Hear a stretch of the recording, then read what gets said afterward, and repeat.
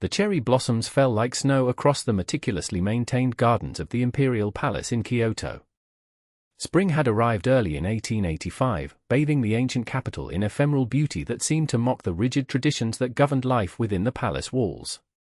Sebastian Irving paused in his work, wiping the perspiration from his brow as he looked up at the splendor of the Meiji Emperor's residence.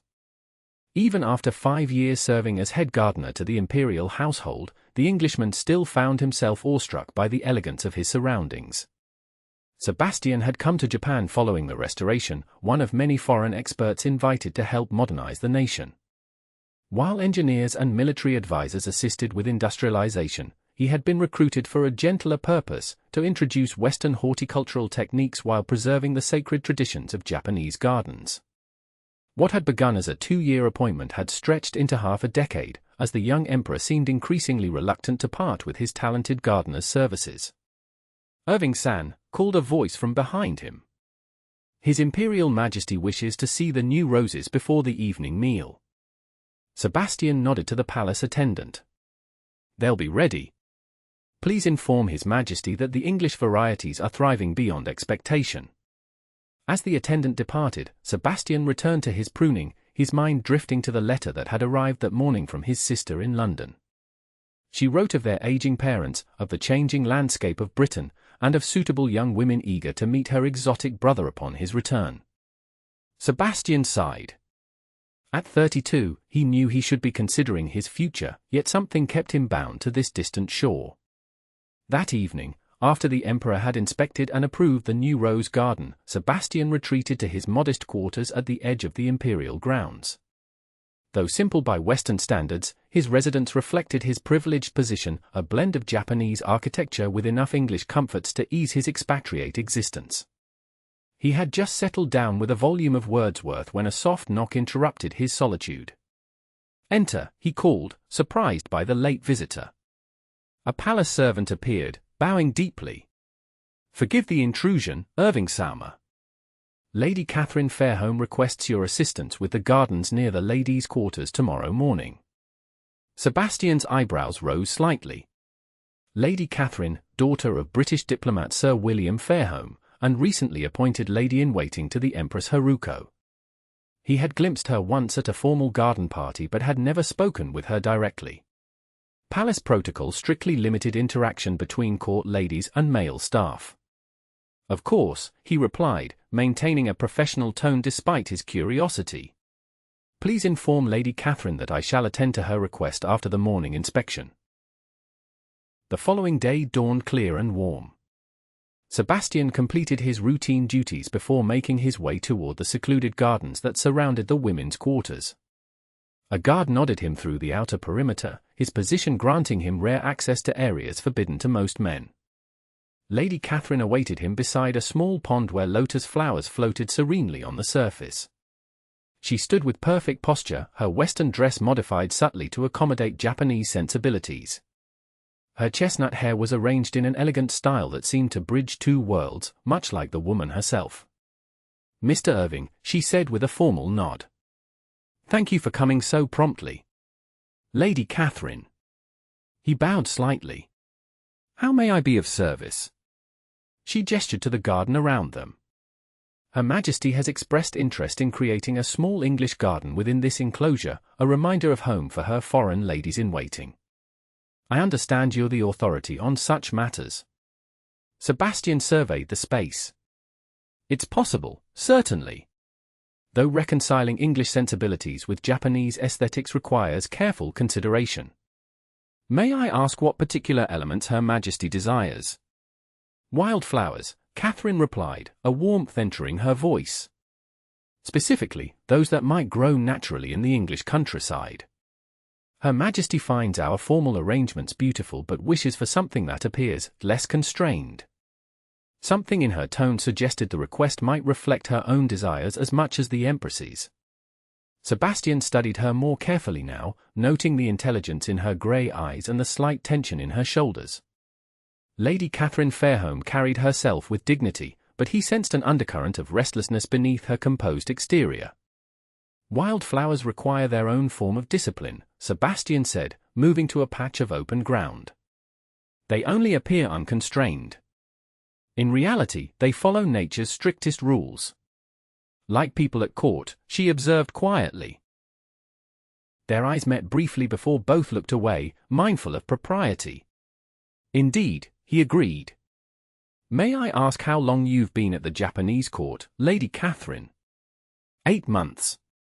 My father's posting is for 3 years, though I sometimes wonder if I shall last that long. She smiled faintly.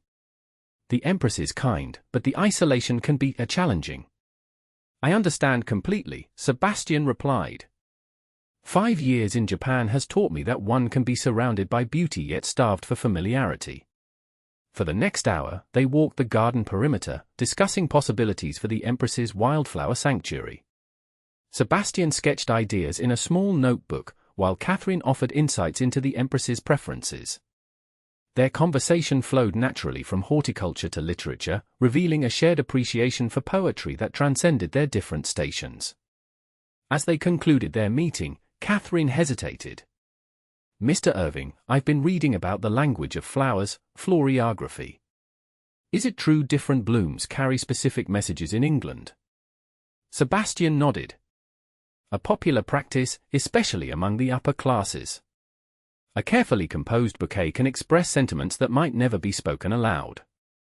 How fascinating, she said, her eyes brightening. Perhaps you might educate me further on this subject? For the Empress's benefit, of course. It would be my pleasure, Sebastian replied, recognizing the pretext but appreciating the subtle intelligence behind it. I could prepare some materials on the subject. That would be most helpful. You might leave them with my lady's maid, Miss Thompson. She can ensure they reach me directly. 3 days later, Sebastian delivered a carefully bound portfolio containing illustrations and descriptions of floral symbolism. Between the pages, he had pressed a small sprig of white heather, signifying protection and wishes for good fortune. It was a modest gesture, appropriate for their stations, yet carried meaning beyond mere botanical interest. A week passed before Sebastian found a small package waiting in his quarters. Inside lay a volume of Japanese poetry translated into English, and pressed between its pages, a spray of blue periwinkle, traditionally signifying early friendship. A note in elegant handwriting read simply, "Your educational materials were most illuminating. Might I trouble you for more specific information regarding spring varieties? KF." Thus began their correspondence, innocent on its surface, with each exchange ostensibly focused on gardens and flowers. Yet between the lines of their notes, pressed between pages of botanical sketches and poetry volumes, a deeper conversation flourished. Through the language of flowers, they shared thoughts that could not be spoken in the rigid environment of the imperial court. Pink camellia for longing. Forget-me-nots for true memories. White violet for let's take a chance. Each carefully selected bloom conveyed sentiments that grew increasingly personal as spring yielded to summer and summer to autumn. Sebastian learned that Katherine had come to Japan reluctantly, following her diplomat father after her mother's death had left her without a natural place in London society. Despite her title and connections, she felt adrift, caught between cultures, belonging fully to neither. In turn, he confided his own sense of displacement, his love for his adopted home conflicting with the knowledge that he would forever remain an outsider in Japan. Sometimes I walk the gardens at night, he wrote in late autumn, accompanying a pressed chrysanthemum symbolizing truth. In the moonlight, with no one to observe, I can almost forget the boundaries that define my days. Katherine's reply came with a branch of pine, representing hope and endurance through difficult times. I watched the gardens from my window during those same hours, imagining what freedom might taste like beyond these gilded walls. Their exchange of letters continued through the changing seasons, each communication carefully disguised as professional correspondence. Sebastian introduced rare specimens to the Empress's garden, creating legitimate reasons for continued consultation with her lady-in-waiting. Katherine, meanwhile, championed the expansion of Western-style grounds, ensuring the English gardener's expertise remained indispensable. In winter, when the garden lay dormant under occasional snow, they exchanged books instead of flowers, each volume containing pressed leaves or dried herbs that carried their hidden messages. Their words grew bolder as their connection deepened, though neither dared acknowledge the true nature of their feelings directly. "I find myself counting the hours between our correspondences," Sebastian confessed in a note accompanying a treatise on alpine flora. Hidden within its pages was a sprig of cedar, symbolizing "I live for thee." Catherine's response came with a botanical journal and a perfectly preserved red tulip, a declaration of love that made Sebastian's heart race when he discovered it. Yet their next meeting in the garden remained proper and distant, with only their eyes betraying the emotions that flowed beneath their formal exchange about planting schedules. As their second spring in acquaintance approached, rumors began circulating through the palace about potential matches for the foreign lady-in-waiting. Catherine's beauty, connections, and proximity to the Empress made her an attractive prospect for ambitious officials seeking ties to Western powers. In their letters, she expressed increasing anxiety about these developments. "Father writes of a potential alliance with Baron Tanaka's family," she confided, sending a yellow tulip symbolizing hopeless love with her note. "The Emperor apparently favors such connections between his court and foreign dignitaries. I have until summer to present a reasonable alternative." Sebastian read her words with a growing sense of desperation. Their difference in station had always presented an obstacle, but the prospect of losing her to an arranged marriage made the barrier seem suddenly insurmountable. For days he wrestled with his conscience, duty warring with desire as he contemplated responses that might offer comfort without crossing boundaries that could endanger them both. In early April, as the cherry blossoms again carpeted the palace grounds, a diplomatic reception provided a rare opportunity for them to speak in person, albeit in the most public of settings. Sebastian had been invited in his official capacity to discuss the gardens with various dignitaries interested in Western horticulture. Catherine stood with her father across the reception hall, her blue silk gown making her stand out among the predominantly Japanese attendees. Their eyes met briefly across the crowded room, the weight of unspoken words hanging between them. Later, as guests mingled more freely, she managed to approach his display of seasonal flowers. "Mr. Irving," she said formally, her voice carrying for the benefit of nearby guests, "these arrangements are particularly inspired. The Emperor was just commenting on how successfully you've blended our English sensibilities with Japanese traditions." "You're too kind, Lady Katherine," he replied, equally proper. "I merely follow nature's guidance." As she leaned forward to examine a particularly beautiful arrangement, her hand brushed against his momentarily. The touch, though fleeting, sent electricity through his body. When she withdrew, a small folded paper remained behind, concealed beneath a spray of cherry blossoms. Later that night, alone in his quarters, Sebastian carefully unfolded her note. It contained no pressed flowers, no botanical references, only raw, honest words: "Meet me at the abandoned tea house beyond the north garden wall tomorrow at dusk. There are matters we must discuss that cannot be trusted to paper or palace walls. If you do not come, I will understand, and no further personal correspondence will trouble you. K." Sebastian stared at the note for hours, knowing that responding to her invitation would cross a line from which there could be no return. Their exchange of letters, however intimate in content, maintained the fiction of professional correspondence.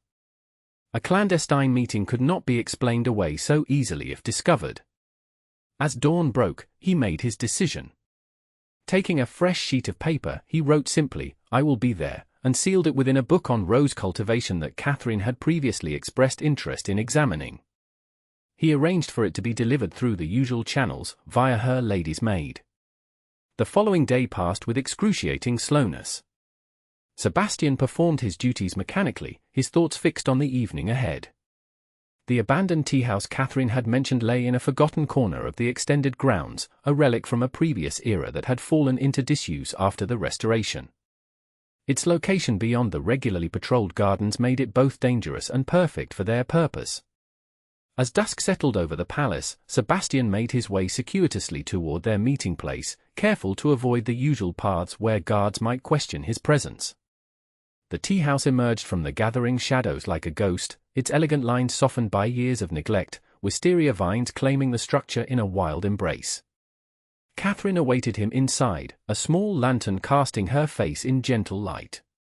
She had exchanged her court finery for a simpler dress, her hair loosely braided rather than formally arranged.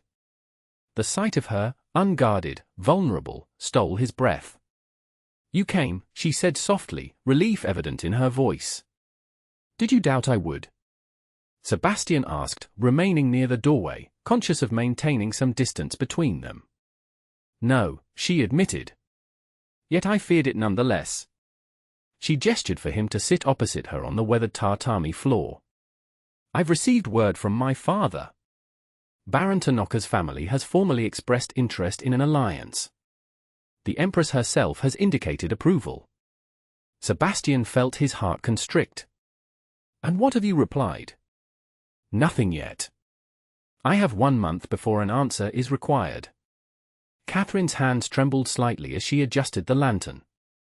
"Sebastian, I cannot bear the thought of such a marriage, yet I see no honorable path of escape."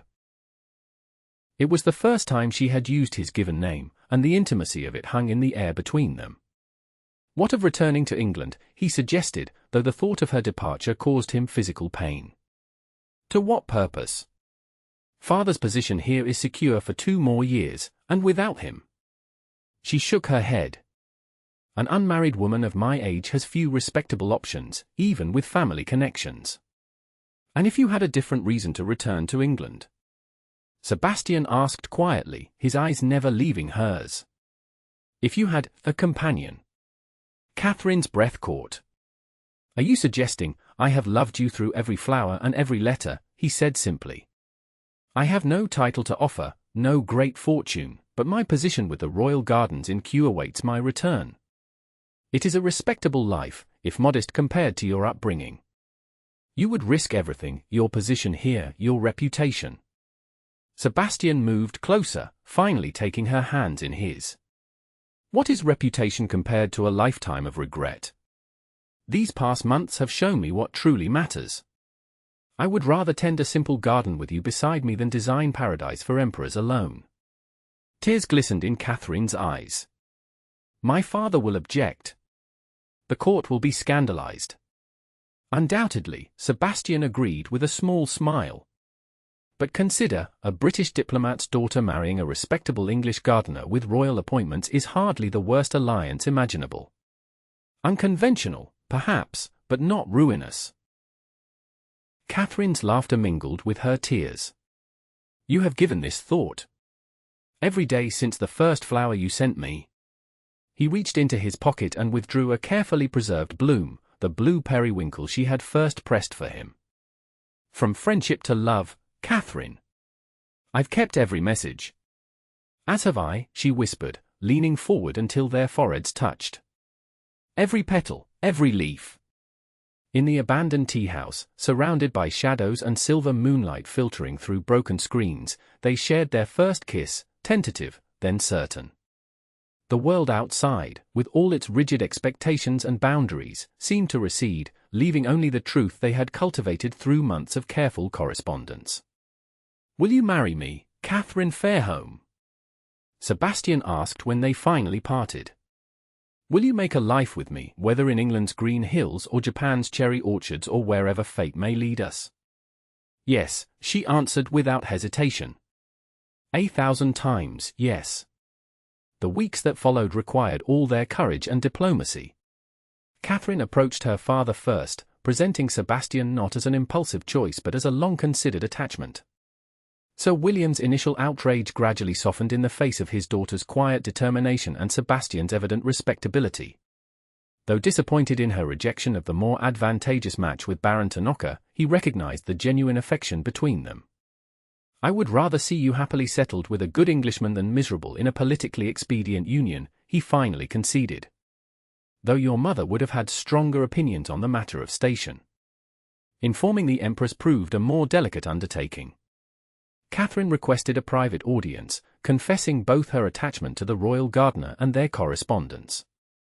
Rather than anger, she found understanding in the Empress, who had herself navigated the complex waters of duty and personal happiness within the imperial marriage.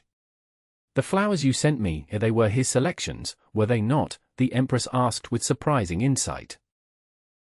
"Yes, Your Majesty," Catherine admitted. "He has been teaching me their meanings.